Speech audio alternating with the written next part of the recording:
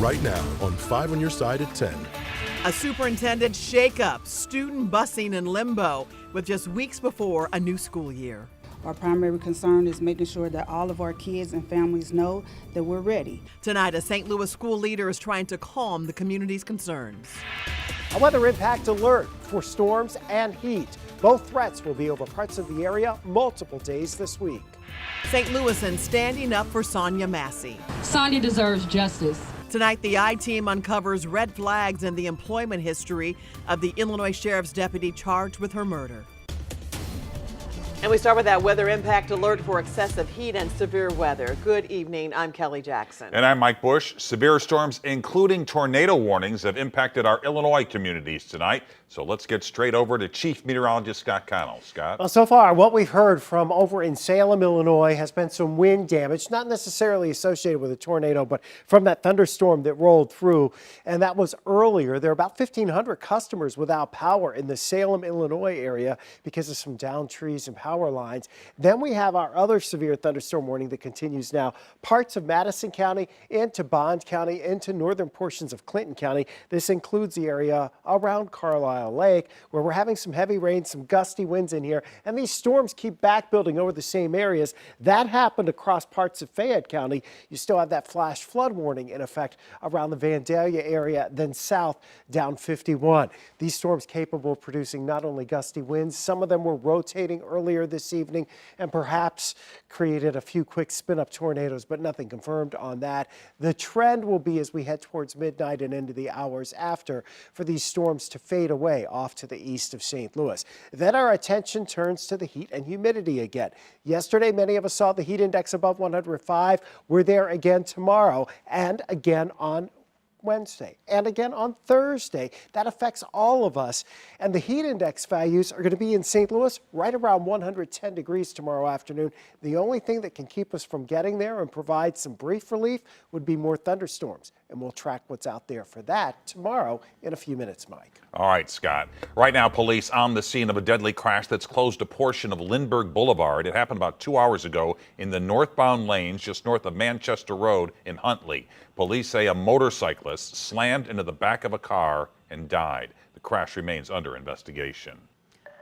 Uncertainty tonight for St. Louis students who head back to school in just 21 days. The superintendent has been placed on leave after a year on the job, while student transportation is in limbo. 5 on Your Side's Laura Barcheski heard from the school board president, who spoke on camera for the first time today. Laura? Kelly, the board president was very vague when discussing their concerns about the superintendent, but says they're ready for school. Parents, however, see it differently. Crystal Barnett says as a St. Louis parent and CEO of Bridge to Hope, which advocates for quality education, she is worried about the state of St. Louis public schools. It's glaringly obvious that we have leadership that has failed us across the board. The first hurdle came at the beginning of July. The school board approved an emergency transportation plan after their previous vendor canceled their contract. They wanted parents to come in and sign off if they were parents that were drivers, but a lot of parents still haven't done that. So there's still people who don't know how their kids are getting to school. And then on Friday, SLPS placed Superintendent Dr. Keisha Scarlett on leave, naming Dr. Millicent Borishade as the interim. School board president Tony Cousins says she can't go into detail about what led to this. That's actually a personnel matter.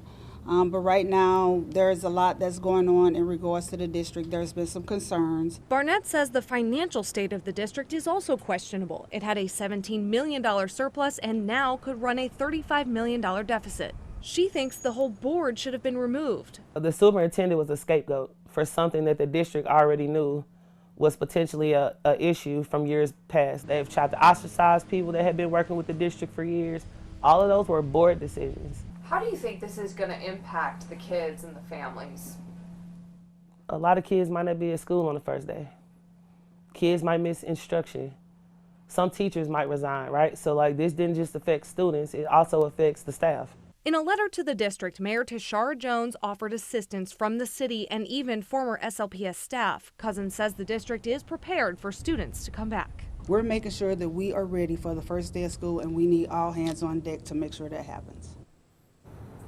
The American Federation of Teachers put out a statement tonight saying, in part, we have confidence in the fiscal health of the district and the viability of all policy and salary agreements between management and the union.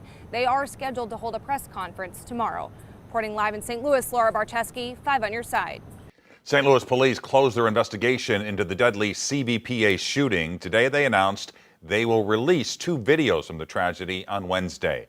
The first video shows how the shooter, Orlando Harris, moved around the school, while the second features body cam footage of the shootout between police and Harris.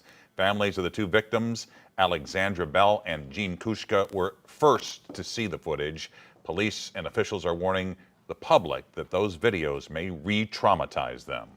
Just hours ago, people gathered in Keener Plaza in downtown St. Louis to call for justice for Sonya Massey. It follows a weekend of rallies and vigils for the woman killed by an Illinois sheriff's deputy inside her Springfield home after she called 911 for help.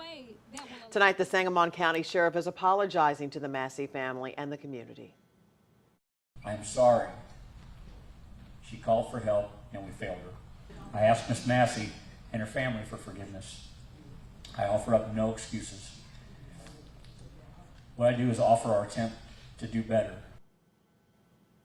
And since the deadly shooting of Sonya Massey, the I-Team has been poring over hiring records of the deputy who pulled the trigger. Tonight, 5 on your side's Paula Vassan looks into how that deputy's track record has major red flags and scrutinizes how he continued to be employed. These documents show that years before Sheriff's Deputy Sean Grayson shot Sonya Massey to death at her home, he had a series of red flags, warning signs that did not stop him from getting hired by 6 Illinois agencies in 4 years.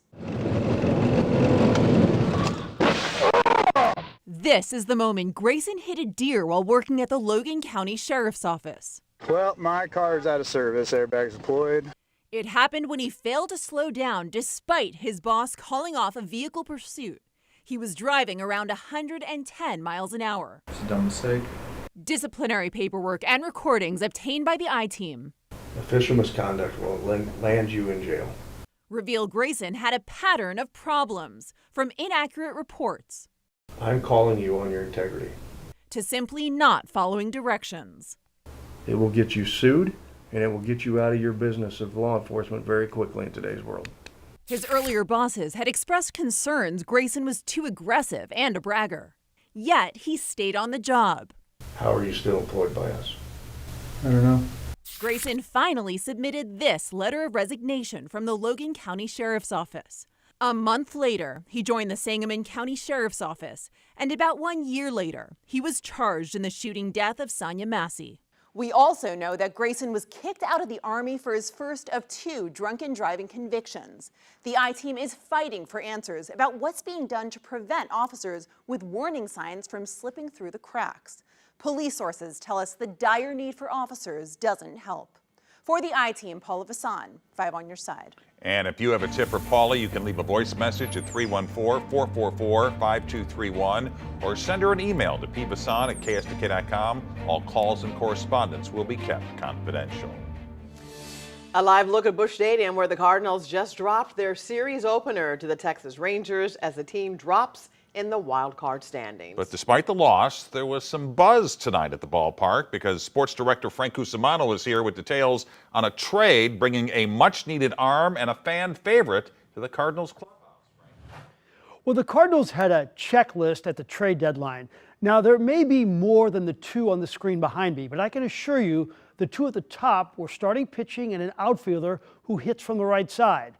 Time will tell, but it appears John Mozeliak has done some fine work. He traded Tommy Edman to the Dodgers in a 3-team deal with the White Sox also involved. The Verds picked up starting pitcher Eric Fetty, who at age 31 looks like he has finally figured it out.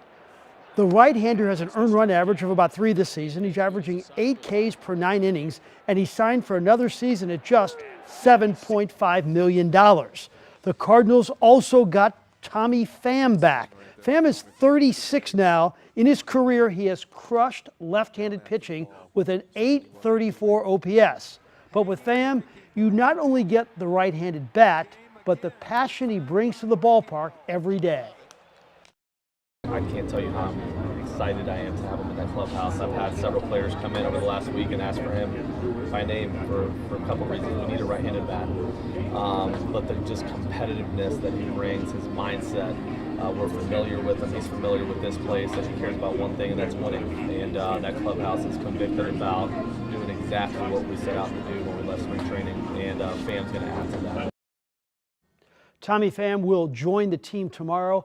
Eric Fetty will meet the team Thursday at Wrigley Field. There's a good chance he could pitch on Friday for the Cardinals.